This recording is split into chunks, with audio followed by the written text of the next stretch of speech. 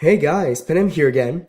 Today we got the long-awaited deck profile for Invoked. Yep, and we also have the giveaway winner announcement. I'll keep the giveaway winner announcement for the end of the vid, so if anyone's only interested in that, you're allowed to skip ahead. I won't stop you right there. But for those of you who want to see some deck profiles, this is one of the decks that I really invested some time into making, and it's actually very good. It won a few locals first place, and I tried it online, and it did pretty decent on YGO Pro online. So yeah, if you guys want to see, it's a 40 card deck for Invoked, and it's not going to abuse hand traps, so it's not too expensive, but you know guys, it is Invoked and there are a few hand traps in here, so it's not easy to finance this deck either, you know. So yeah, I'll do a quick profile. We will do some test hands, and afterward I will announce the winner for the giveaway, so stay tuned you guys. First off, we'll start with the main deck for the Invoked. We obviously have 3 Elasters. While we currently are allowed to have 3 in the TCG, we should take advantage of it, because in the OCG they do not have 3. So 3 Elasters, the main monster you want to normal summon in this deck. It allows you to search for your fusion card, and you can use it as a material from your hand, field, or graveyard, which is pretty darn cool if you ask me. We have 2 Fairy Tale Lunas, because this deck uses a lot of light monsters for fusions, and Fairy Tale Luna has a few abilities of her own. Not only can she search for herself or any other spellcaster type monster with 1850 attack from your deck to your hand, but she also has an ability that she can use during either player's turn, where you can target herself and one face-up monster your opponent controls, and if the opponent does not send one card of that same name from their deck or extra to the graveyard, to negate that effect, both cards are returned to the hand. So this is pretty good against one-ofs in the opponent's extra deck and stuff like that. Very useful card in general to disrupt your opponent, and she's light, so good material right there. And she allows you to search for Fairy Tale Snow, which you run 2 of. You don't want to see 3, because getting 3 in your hand at the beginning of the game is just suicide, really. But 2 is good, because you can use her from your hand for a fusion material, and then banish stuff from your graveyard to recycle her to your field. And it's basically a Book of Moon with 1850 attack, and she's light, so yeah, pretty useful right there. We have a few monsters that you will be able to special summon to go into a few combos, and the first one of those is Photon Thrasher, twice.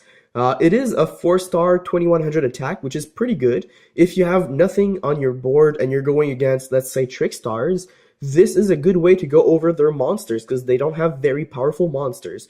It is also a light monster, and it's a level 4, so you can go into rank 4s or into Makaba, which is pretty good. Honestly, very useful card in this deck. I used it a few times, and when I bricked hard against an opponent, this actually came in and helped me go over the opponent. So very useful card. You could probably go with 1 if you add more hand traps, but at my locals, we don't really play too competitively. We play decent decks, obviously, but it's not very meta. You won't find like Spiral players. There are Trick Stars and Pen Mage, but no Spirals. So basically, you want to play some decent decks with a lot of capabilities and potential, but you don't want to overkill. So this is why this is a very useful card in my at my locals, obviously. If you play on a bigger competitive scene, maybe go with 1, depending on what you want to do with your deck. Exactly. We have Blackwing Gofu the Vague Shadow. Obviously, Gofu is a must-have to go into your links pretty quickly. Also, using these tokens, you can make Proxy Dragon, which is a light monster, then go into a link 3 monster, whether it be Gaia or Decode, and then you have a light in your grave. So if you normal summon a Elaster, you can go into a link 4 and then make your Makaba, which is pretty darn cool if you ask me. We also have Cock-a-Doodle-Doo, a card I really enjoy. It's just such a ridiculous card. People underestimate this. You could go into level 7 or level 8 synchros. We don't play level 8 synchros in here because we don't really have that much availability for that. But This is a very good card for potential rank 4s or level 7s, and it's a win monster, so you can use it for Raijin, which is pretty darn cool. And it's an easy free summon with 2000 defense, so don't underestimate the cock-a-doodle-doo. I would probably play 2, but when I played with 2 online to test the deck, I ended up breaking more often than not, so I decided to go with only 1. Now we have our hand traps. We have obviously one of my favorite cards ever, Ghost Ogre and Snow Rabbit. I just love this card. We're only playing 2 because I didn't want to spam the hand traps at my locals, but this deck did very well at just surviving and then going into big monsters when the opponent least expected it. So 2 of these is pretty decent. You have your light attribute. It's a tuner, so you can go into level 7s using your photon, whatever. You can easily use her effect to send her to the grave so you don't waste a card by using your fusions. Very useful card in here. We have Droll and Lockbird twice. I found that playing 3 would break more often than not, but also we do play some spells and traps that you could live without in this deck. So if you want to go at 3, no problem, but 2 is the bare minimum you need in this deck to make it viable, and it's pretty useful for fusions and stuff like that. It's just that if you have too many of these in your hand, you're basically breaking very hard at the beginning of the game, and since my locals isn't the most meta-relevant area to play, I considered it, and I decided to go with 2 because if the opponent isn't a heavy searcher for his deck, you're basically wasting this card in your hand. Like, I faced some Dino Mist in this deck like that, and you know, they don't search too much, so this was a dead draw, really.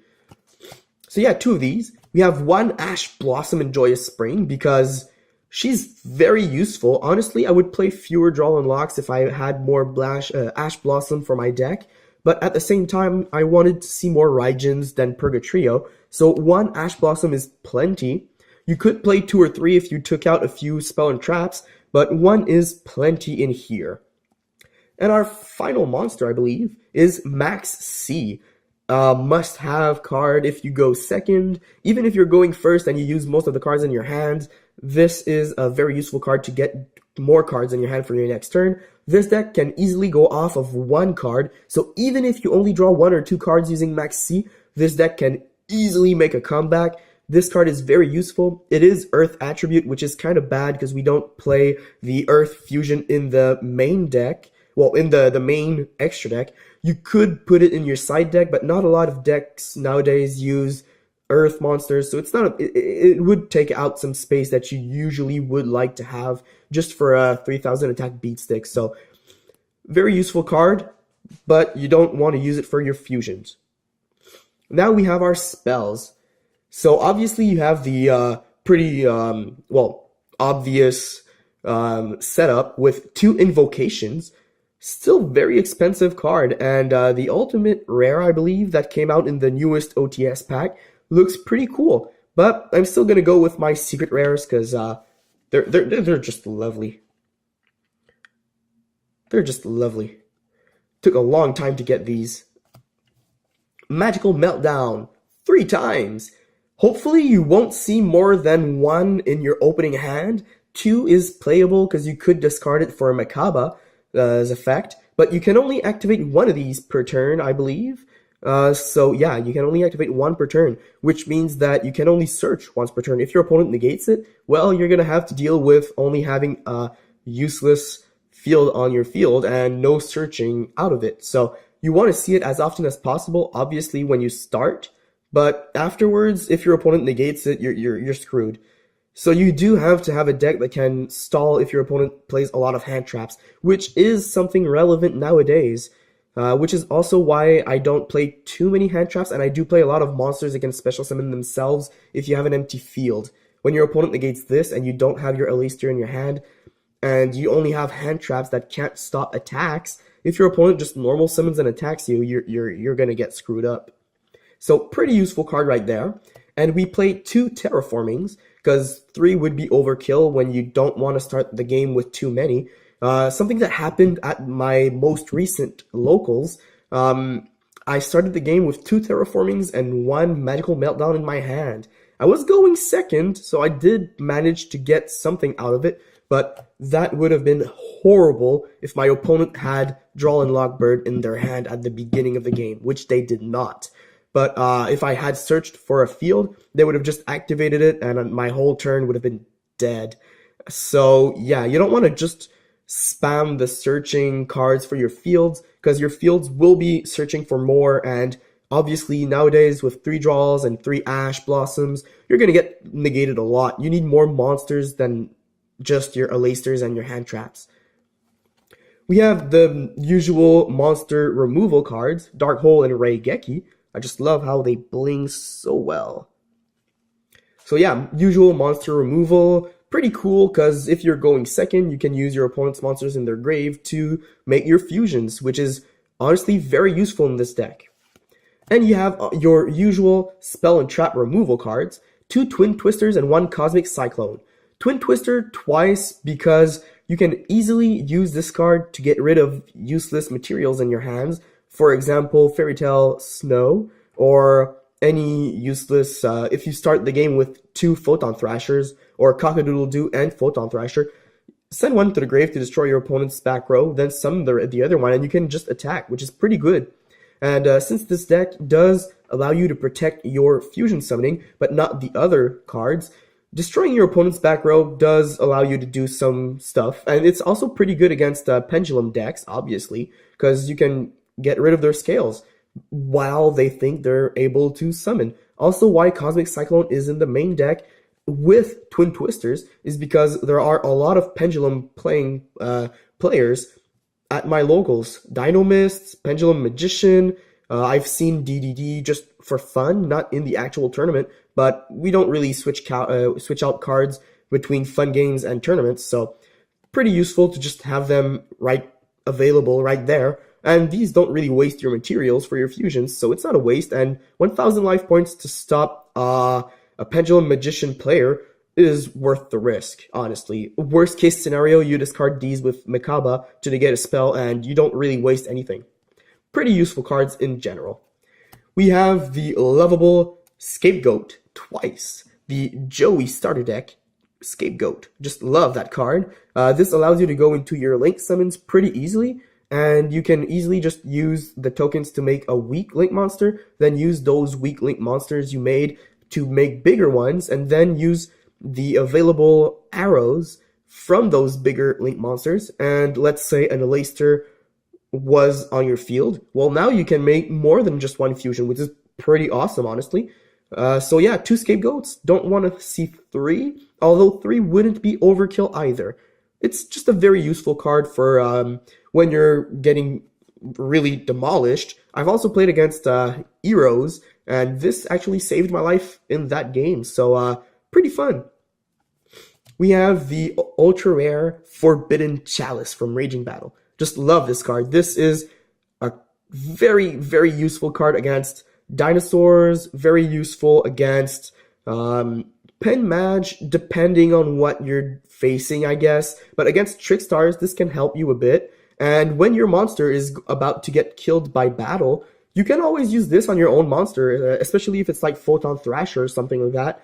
It's basically a 2500 attack monster now. So if your opponent thought they could get over it with a 2200 attack Link monster, well, they're wrong. They are very wrong. So very useful spell right there. If your opponent stops traps for some reason, it is a quick play spell, so just screw your opponent over. Very fun card right there. We have our traps. We have a lot of traps, but I do enjoy playing those cards very much. And in this deck, if you're able to make a fusion monster with only 2 cards, well, you have a lot of space in your hand for some back row, and this is the back row in question. Very useful cards. They won me quite a few games. Storming Mirror Force and Dimensional Prison. Very standard for non-targeting, banishing, and returning to your hand so they don't destroy. It's very staple for decks that just want to stall to see Storming Mirror Force, but Dimensional Prison is a card I just very much enjoy because your opponent doesn't get to recycle their pendulum monsters. This just banishes the card so they don't get to use it from the grave or their hand anymore. It only affects one monster, but sometimes you just want to get rid of one monster, you know. So very useful card right there. Very glad to see this card in this deck. We have Lost Wind, which recycles itself, so if you discard it for Mekaba's effect, well, you didn't waste your Lost Wind. You still have the ability to bring it back. Very useful when your opponent attacks you with effect monsters that was special summoned, or when your opponent tries to activate an effect monster's effect. Just Lost Wind them, and this honestly won me a few games, or at least made me live long enough to make my comeback. So very useful card right there. And we have the anti-summoning lineup. Bottomless, Torrential, 2 strikes, and 1 warning. Just love these cards. When your opponent tries to summon Link monsters, not Link monsters, pardon me, Pendulum monsters, these are very relevant. When they try to Link summon, just blow the whole field. Then you get to use your Alaster and Invocation to use the cards you just sent to the graveyard. And then you just take advantage. And Bottomless, well, banishing is something this deck does quite a lot. With Dimensional Prison, with Cosmic Cyclone, you just want to see as much banishing, including with your fusion summoning. You just want to banish as many cards as possible from your opponent's deck without necessarily having to banish. You can also use Mekaba, but usually when you banish nowadays, your opponent doesn't get to reuse those cards. The decks nowadays don't really recycle too often the banished cards, so pretty good little thing this deck has got going for it. We have our extra deck, which is 15 cards. The main deck is 40. But yeah, a few of the traps and spells can easily be replaced for hand traps if you feel like using more hand traps and fewer field presence cards. But this is the way I enjoy playing my deck. I really enjoy playing traps and just tricking the opponent into their demise, I guess. So yeah, very fun deck right there. A lot of searching, but a lot of stalling too. So if your opponent has too many hand traps for you to deal with, you can still stall and win maybe. So yeah, the extra deck. We have 2 invoked Raijins. 3 would be okay, but you don't want to have too many in here because you do need the rest of your extra deck for other things. So 2 Raijins, 1 Purgatrio, because you do have Ash, and the opponent will probably have Ash Blossom too, and whatever, so it's easy to get some fire monsters to banish for this. We have 3 Mekabas, because you never have too many Mekabas. The opponent will obviously try to get rid of these, and, well, when they get rid of one of them, you still have 2, and you can use the one in the graveyard to have a material for the other ones. So pretty standard here to have 3 Mekabas. Their negation effect is just insanely useful nowadays. During either player's turn, when a spell or trap card or monster effect is activated, you can send the same type of card from your hand to the graveyard, negate, and banish the card. Just insanely powerful right there.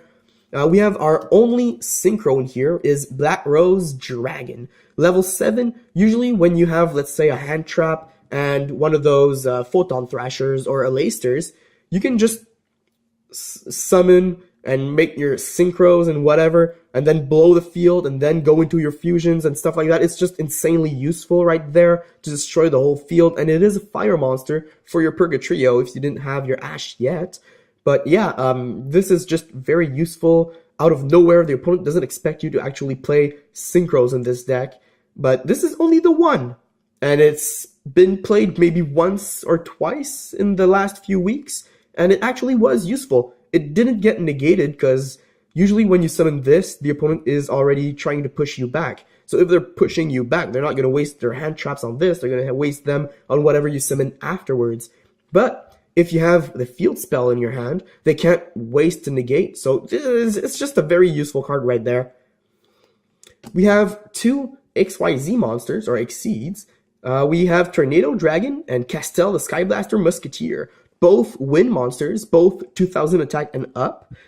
This one takes care of back row and allows you to have your Raijin pretty easily. And this one takes care of monsters that can't be destroyed by battle or card effects. And same thing for Raijin. Pretty useful card right there. You can just go into Photon Thrasher or Cock-a-Doodle-Doo and then get Alaster. Search your invocation, XYZ into Castel or Tornado. Send Alaster to the grave. Then you could just use invocation for Alaster banish and whichever one you had on the field. You get Raijin, so you can still flip a monster face down, and you can recycle your Invoker into your hand, so your Raijin just got a pretty powerful attack boost right there.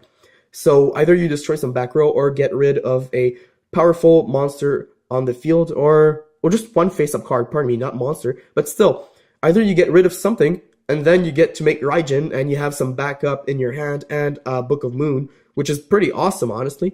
So yeah, very powerful cards right there to go into a few combos.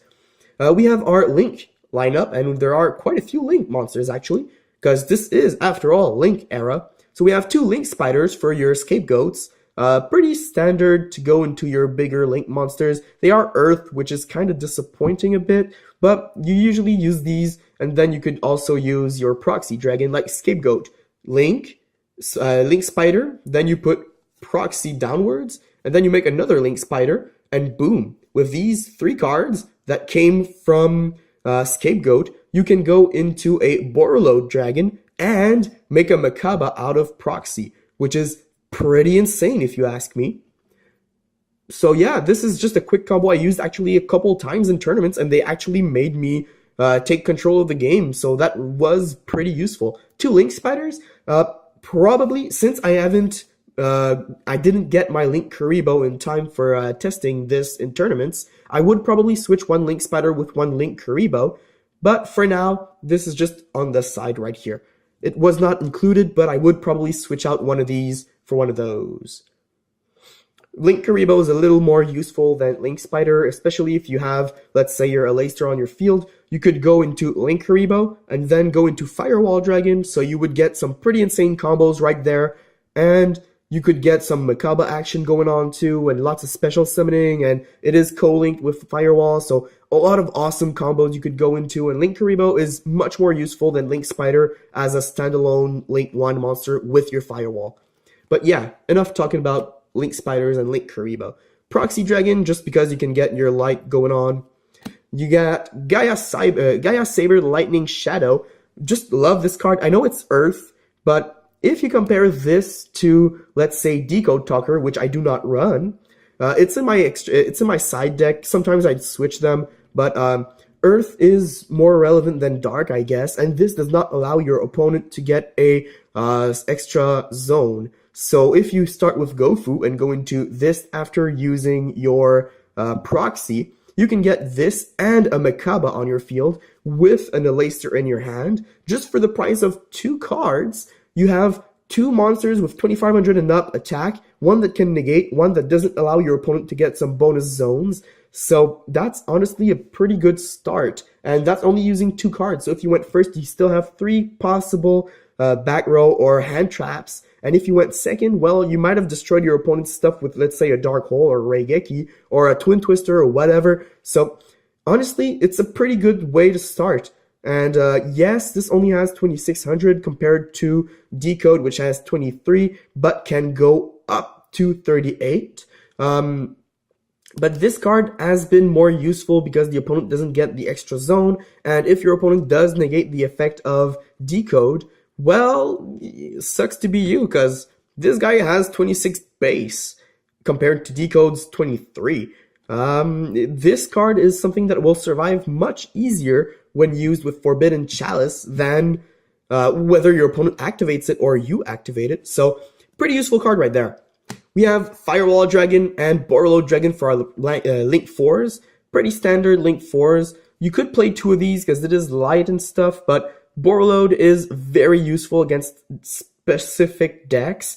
I've won against Blue Eyes using Borreload, and stealing Chaos Max was pretty insane because it does not target, it just takes control. Very awesome combos right there. Lots of experience using these, and it's pretty darn fun. So yeah, I will now shuffle the deck for a bit, and I will show you guys a few test hands. Won't be too long. Okay, so a few example hands just to test out the deck. I shuffled it a bit, but let's keep shuffling to show you guys I didn't fool around with the order of cards. So yeah, just test out and see what could be drawn. Let's draw 5. There we go. This is not bad. Going first, would be better than going second, but if you went second, you'd still have Ghost Ogre, and you would draw into Draw and Lock, so that would be good for your fusion summoning. And going first, well, you could Terraforming and use Magical Meltdown, so you would search for your Aleister, make Makaba, and you would be able to negate effects, you would be able to stop attacks, you would be able to negate spells because you would have an extra Magical Meltdown in your hand. Very good hand. Going first or second, preferably going first, but going second wouldn't hurt too much. So yeah, we'll just shuffle a bit more, see if anything different comes up, because we did see quite a few cards we run more than one copy of, except for Forbidden Chalice. So let's see what this hand looks like. 5 cards, ooh, nice. So you could get your field, use your field to search. So this would protect you from when you make your fusions. You could search for a second Aleister so your opponent doesn't know you have 2 in your hands to negate some effects. You could make Makaba using Snow, so you would have Snow in your grave, and you would still have these 2 quick plays to help you protect yourself and stop your opponent from going overkill. Or if you went second, you would have Draw and Lock out as a backup in case your opponent negates you from doing anything. So yeah, pretty good hand right there. You have a lot of possibilities going forward or protecting yourself. Very awesome right there. The only downside is if your opponent has a lot of hand traps, they might be able to stop you. But then again, if that hand trap is not Draw and Lock Bird, you got a pretty safe go, and you can still stall your opponent for a turn or two, and then go into your fusions using your searching from Aleister. So still not a bad way to go. 5 cards right there, and we have a strong start. Going first, you would go with Gofu, make Proxy, and then go into probably Gaia, or summon Aleister while Proxy is on the field, go into a Link 4 monster. Once you have your Link 4 monster, you can go into, using Proxy and Aleister, you could go into your Makaba, so you would have, let's say, Borreload and Makaba on the field, just for the price of 2 cards, and you recycle your Aleister. So basically, for the price of 1 card, you would have Borreload, Makaba, Bottomless face down, and Scapegoat face down, and these 2 cards in your hand to protect your Makaba, to stop your opponent from searching, or to negate some effect monsters. So pretty darn good right there, only for 1 card getting 2 great monsters on your field. Very good enabler, that Gofu right there.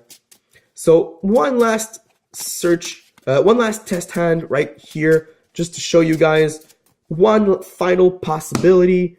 And 1, 2, 3, 4, and 5.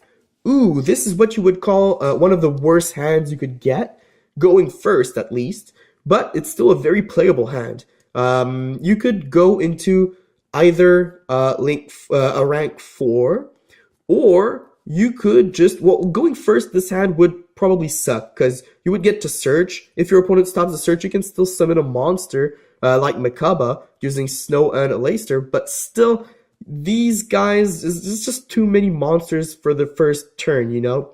But going second, you got Raigeki right here. This would win you a lot of games, probably, because Raigeki gets rid of the easy-to-kill monsters, and that means your opponent has some fodder in their graveyard. So you could go into Photon Thrasher, then Aleister, make the 2 of them together for a rank 4, either Tornado or Castel, to get rid of whatever survived Raigeki, using Aleister to go in the grave. Then you could use the invocation you searched for Raijin, and you would still have these 3 cards in your hand for your next turn, including Aleister. You have these 4 cards in your hand, plus a Raijin on your field, and your opponent basically lost all their monsters, and whether you used Castel or Tornado, they lost at least 1 other card. And you would have a Book of Moon with a possible protection, and if your opponent does get rid of your Raijin and doesn't OTK you, you would still be able to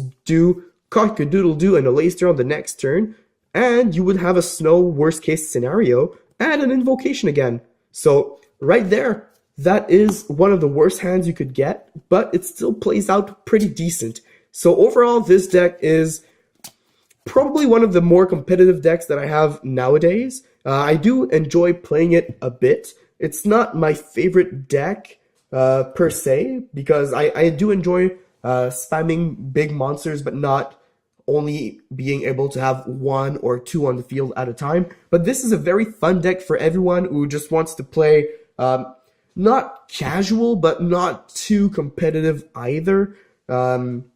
So yeah, very, very fun deck right there. Very powerful too. Very resourceful, and that is why I do enjoy playing the deck at locals, at least. I would probably bring it to regionals.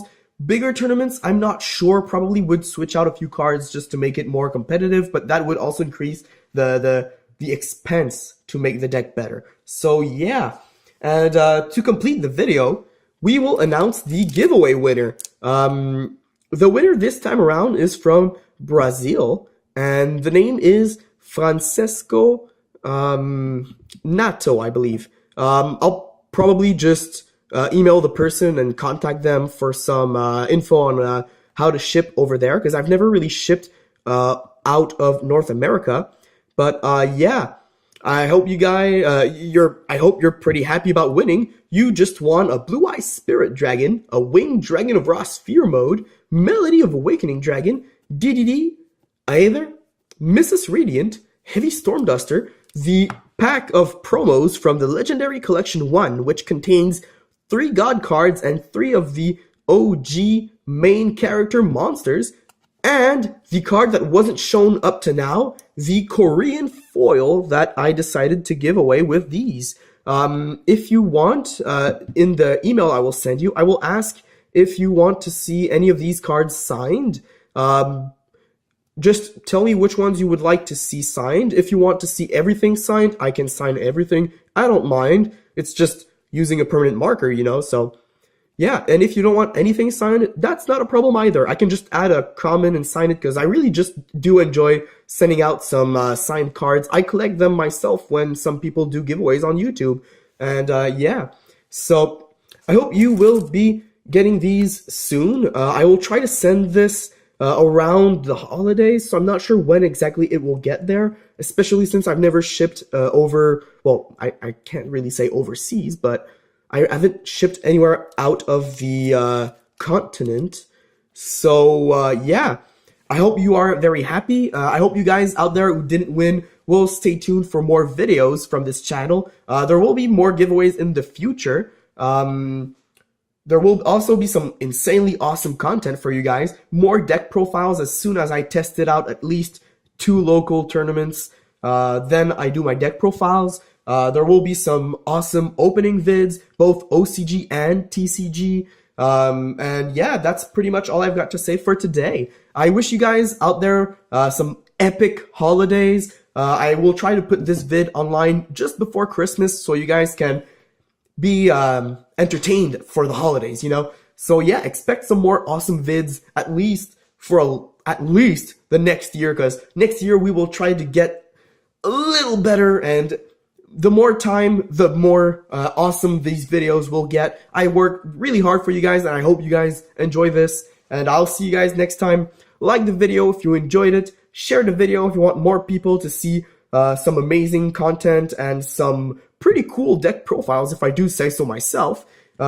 Leave a comment down below if you have any suggestions, or if you have anything you want to add on this vid, or if for future vids. It's up to you guys. And lastly, if you haven't subscribed to the channel yet, do subscribe to the channel. Click on that little bell afterwards so you can get some notifications.